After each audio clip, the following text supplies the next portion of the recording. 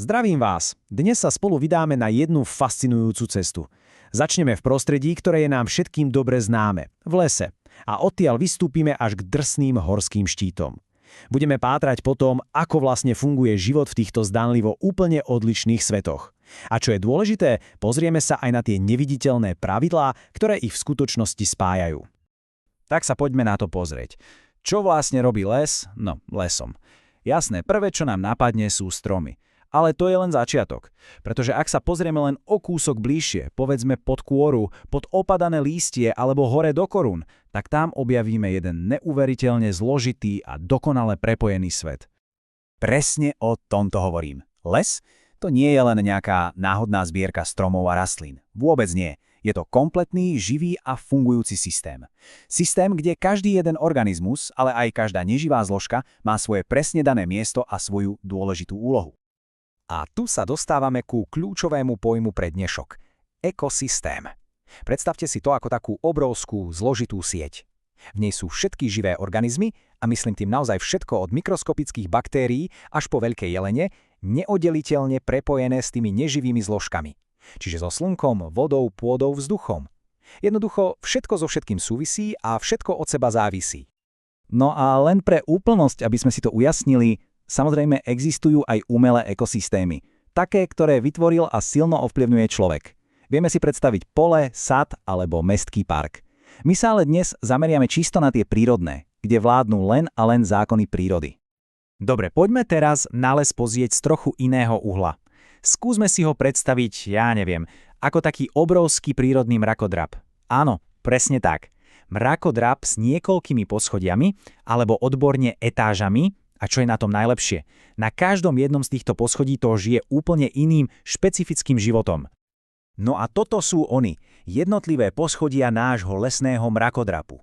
Našu spoločnú prehliadku začneme tam, kde to všetko začína, úplne dole v skrytých základoch. A odtiaľ sa budeme postupne prepracovávať vyššie a vyššie, až na samý slnkom zaliatý vrchol. A uvidíme, ako je to všetko geniálne prepojené. Začíname teda na prízemi. Koreňová vrstva. Toto je doslova základ všetkého. Je to skrytý svet, kde neúnavne pracujú milióny dážďoviek a mikroskopických organizmov. Ich práca? No, je kľúčová. Rozkladajú opadané lístie a premieňajú ho na humus, tú tmavú, bohatú a úrodnú pôdu, ktorá je vlastne zdrojom živín pre celý les. Sú to takí tichí, no nesmierne dôležití hrdinovia. Stúpame o poschodie vyššie, do bylínnej a machovej vrstvy. Tu nájdeme rastliny, ktoré sú majstrami v živote v tieni. Je fascinujúce sledovať, ako sa to tu mení.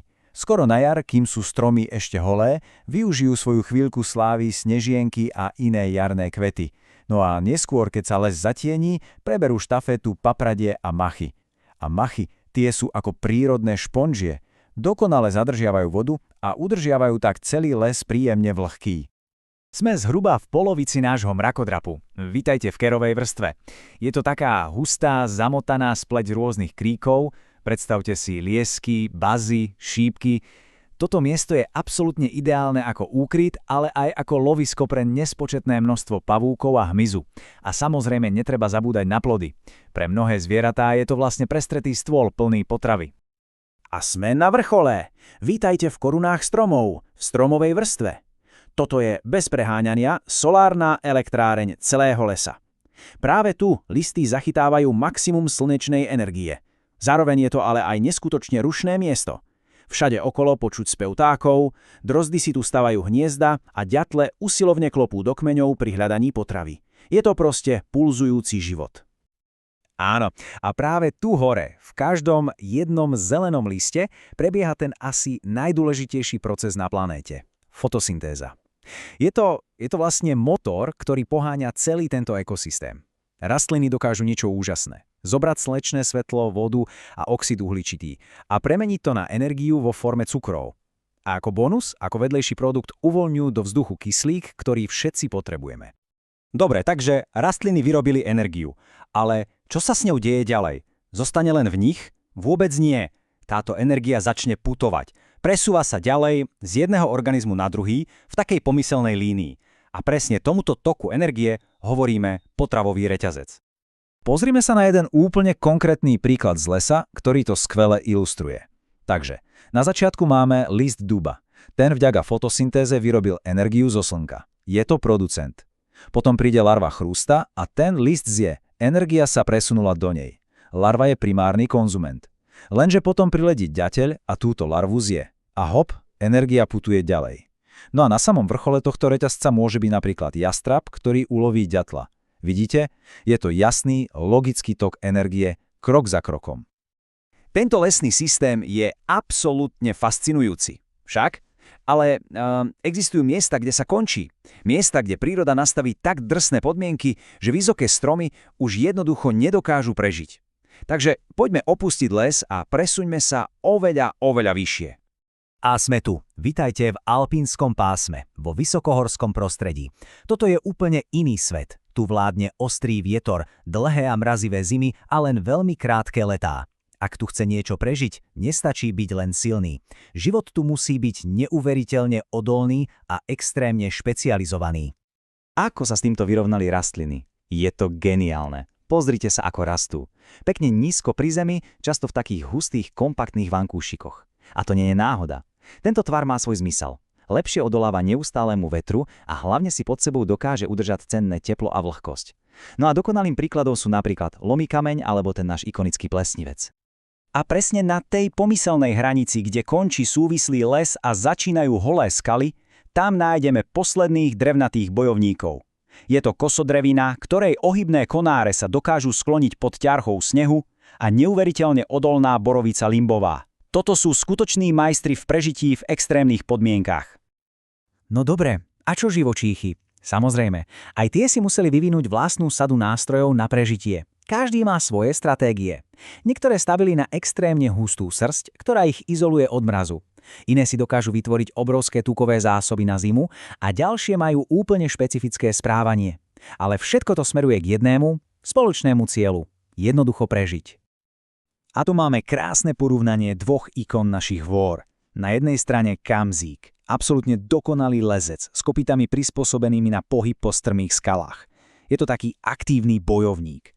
A na druhej strane Svíšť, ktorý na to ide úplne inak. Jeho stratégia – dlhá 7-mesačná hibernácia a spoliehanie sa na silu komunity, kde sa členovia navzájom varujú pred nebezpečenstvom tým známym ostrým pískaním. Sú to dve úplne odlišné cesty, no obe vedú k úspešnému prežitiu. Takže prešli sme si cestu od skrytej lesnej pôdy až po veterné horské štíty. Na prvý pohľad sú to dva diametrálne odlišné svety. Ale, ako sme mohli vidieť, v skutočnosti ich riadia tie isté, univerzálne platné princípy. Aký je teda ten hlavný záver? Že každý ekosystém je úplne jedno, či je to hlboký les alebo vysokohorská lúka, funguje na základe niekoľkých základných pravidiel. Vždy to začína u producentov, rastlín, ktoré vytvárajú energiu. Táto energia potom putuje ďalej cez konzumentov v potravových reťazcoch. Každý jeden organizmus sa musí dokonale prispôsobiť svojmu prostrediu, inak neprežije. No a to absolútne najdôležitejšie pravidlo zo všetkých, všetko je navzájom prepojené. Zmena v jednej časti nevyhnutne ovplyvní celok. Slávna biologička Rachel Carsonová to kedysi zhrnula do jednej dokonalej vety. V prírode nič neexistuje o samote. A nemohla to povedať lepšie. Presne toto sme dnes videli. Každý jeden strom, každý chrobák, každý kvietok je súčasťou jednej obrovskej a neuveriteľne zložitej siete vzťahov. Dnes sme videli naozaj neuveriteľnú odolnosť a fascinujúcu schopnosť života prispôsobiť sa aj tým najťažším podmienkam. To nás ale privádza k jednej dôležitej záverečnej otázke. Tieto svety sú síce odolné, ale sú aj nezničiteľné?